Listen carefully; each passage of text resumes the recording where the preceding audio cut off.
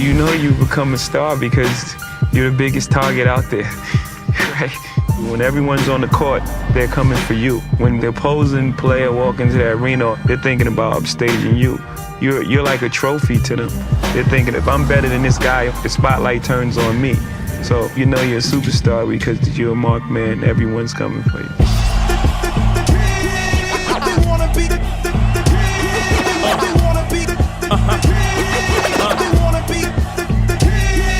Inspired by Basquiat, my chariots of fire. Everybody took shots, hit my body up tired.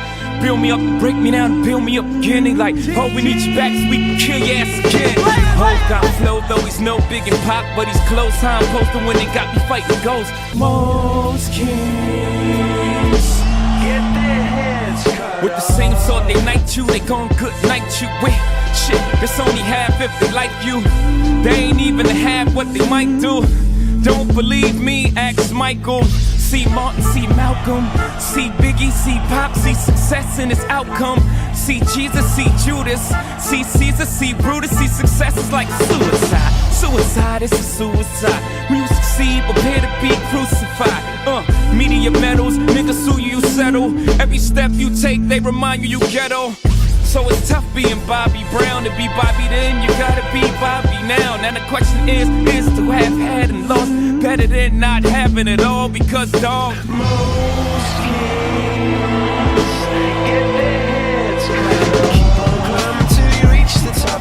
You keep on coming if they're ready or not.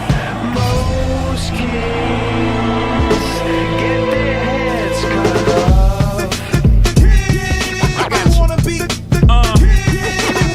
everybody wanna be king, the shots ring. You're laying in the balcony with holes in your dream. Or your Malcolm X out, get distracted by screams. Everybody get your hand on my jeans. Everybody look at you strange, say change. Like you work that hard to stay the same. The game stays the same, the name changes. So it's best for those to not overdose on being famous. Most kings get tripping so insane that they try to hit the same vein that Kurt Cobain did. So dangerous, you know. The 6th of October 1981, Egyptian President Anwar El Sadat, at the peak of his powers, celebrating the anniversary of the 1973 war with Israel. With all eyes turned towards the military parade, suddenly shots were heard.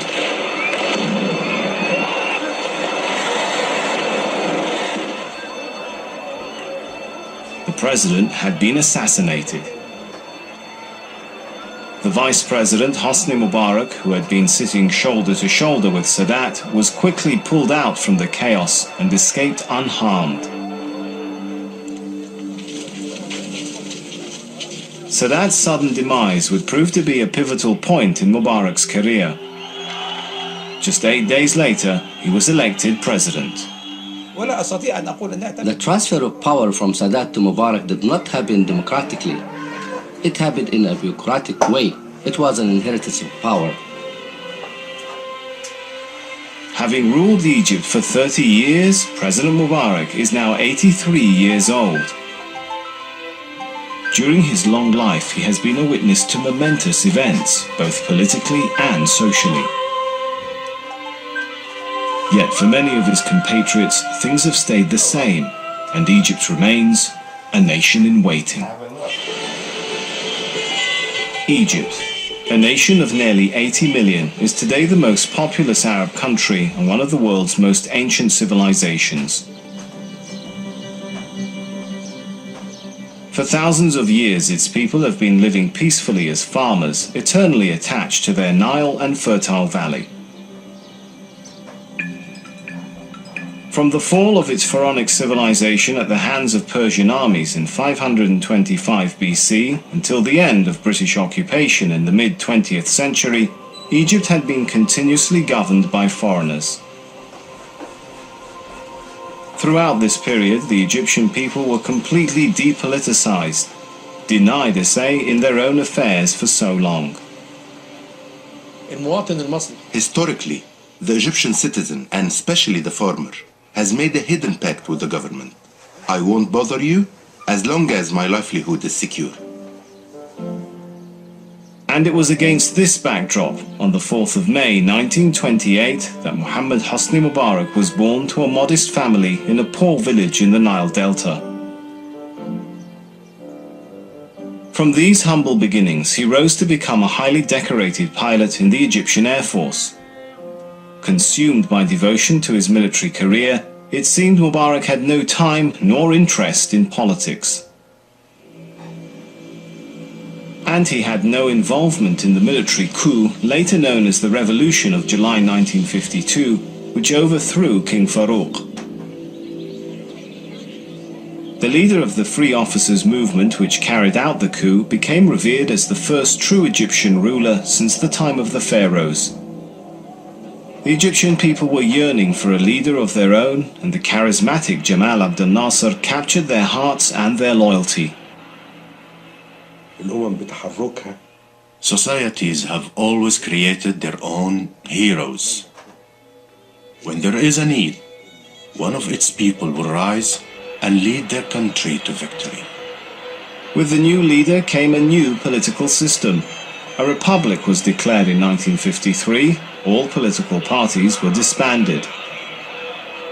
Egypt was to be a one-party state, and Nasser's decisions were to be unopposed.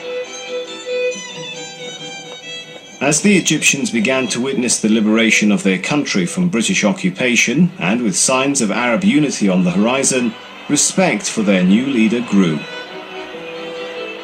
Respect turned to adoration for the man who made it his priority to empower the powerless, the laborers and the peasants. Under Nasser, Egypt cast off its capitalist system that had been in place up until 1952.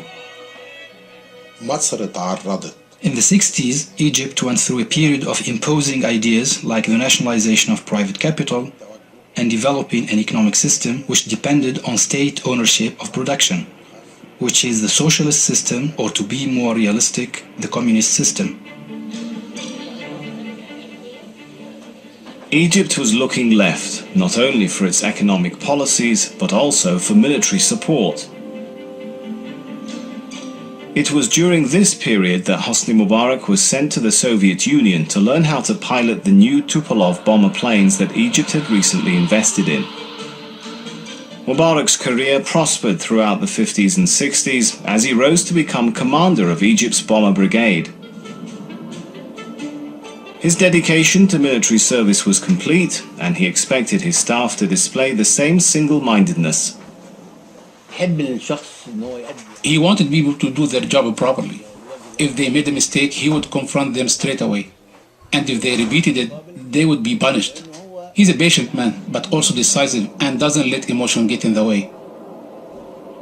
President Mubarak did not have any kind of political or cultural background. He even hated reading newspapers, and it's well known that he despised seeing his officers read. The 60s were an optimistic period in Egypt, but Nasser's regime was about to face a major blow, one that would obliterate Mubarak's bomber brigade. On the morning of the 5th of June 1967, in the southern city of Luxor, Mubarak witnessed a devastating Israeli aerial attack.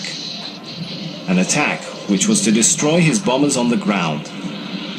It was only the beginning of what was to be Egypt's biggest military defeat in modern history, the Six-Day War.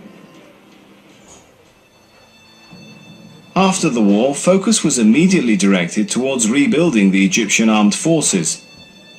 Egypt had suffered enormous losses of men, equipment and land, including the entire Sinai Peninsula. The Egyptian armed forces set about changing the whole chain of command which bore responsibility for the defeat. Their replacements were to be drawn from among the most loyal and professional. Egypt's worst defeat was about to turn into one of the biggest opportunities in Mubarak's career. We were ordered to increase the number of pilots, and President Mubarak was chosen to lead the Air Force Academy because he was known to be exceptionally dedicated and loyal to his work. In March 1969, and on a sudden visit to the Air Force Academy, President Jamal Abdel Nasser shook Hosni Mubarak's hand and asked, "What are you doing here?"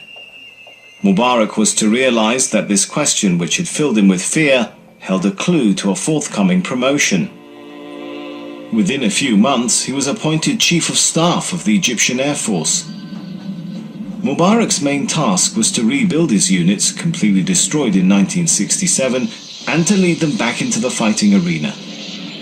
This period in which skirmishes with Israel were escalating was later known as the War of Attrition. Egypt would not accept defeat, and it was crucial that its strongest troops were ready. But suddenly on the 28th of September 1970, and after 18 years in power, President Nasser died of a heart attack. His loss shocked the millions who had adored him. In what would become a familiar pattern, power was transferred smoothly from president to vice president without the involvement of the majority of the Egyptian people. It was now down to Anwar El Sadat to prepare for the next round of hostilities with Israel. Under Sadat in 1972, Mubarak was again promoted, this time to the position of Commander of the Air Force. He was to become one of the key players in the planning of the coming war. This was a chance for his talents to shine. He remembered the full names of every single person in the Air Force. He even knew who was going through personal problems and would secretly try to help them. This made our generation really love him. We were prepared to throw ourselves into the fire for him. On the 6th of October 1973, Egypt launched an all-out war against Israel. Its aim was to recapture Sinai. The assault began with an aerial strike against Israeli targets. A few minutes later, Egyptian land forces crossed the Suez Canal. They collided with Israeli troops in the deserts of Sinai. Violent fighting ensued. Less than 3 weeks later, the war was over, with both sides claiming victory. In February 1974, Egypt was celebrating its achievements in the war, for it had managed to recapture part of the Sinai Peninsula. The commanders of the armed forces were all promoted, including Mubarak, now Lieutenant General. An image would later be used during Mubarak's presidency to give the impression that the Egyptian Air Force and its brilliant commander were the sole architects of the 1973 success. With military goals achieved, President Sadat turned his attention to domestic affairs, liberalizing the hitherto strictly controlled economy. Suddenly, everything seemed to turn upside down. Sadat took a very different line, which was known as the open door policy. And with the opening up of the economy, inflation took place. This was coupled with a big wave of migration to the Gulf. And there were more changes on the way. In April 1975, Sadat made an unexpected choice. He appointed the commander of the Air Force, Lieutenant General Hosni Mubarak, vice president, surprising everyone, including Mubarak. Up until this point, Mubarak's ambition was to become the head of Egypt Air, or at most, Egypt's ambassador to London. Sadat saw Mubarak as the ideal option for two reasons. First, because Mubarak was the least likely to argue with him over policy. And second, because of his lack of interest in competing for power. For sure. Ironically, it was Hosni Mubarak, the man who had seemed the unlikeliest successor, who would later become president. And while Mubarak was content to remain in the background, Sadat was to propel himself into the spotlight in a move which was to provoke outrage throughout Egypt and across the Arab world. In November 1977, the presidential plane landed in Tel Aviv, and Sadat embarked on historic negotiations with the sworn enemy of the Arab world, Israel.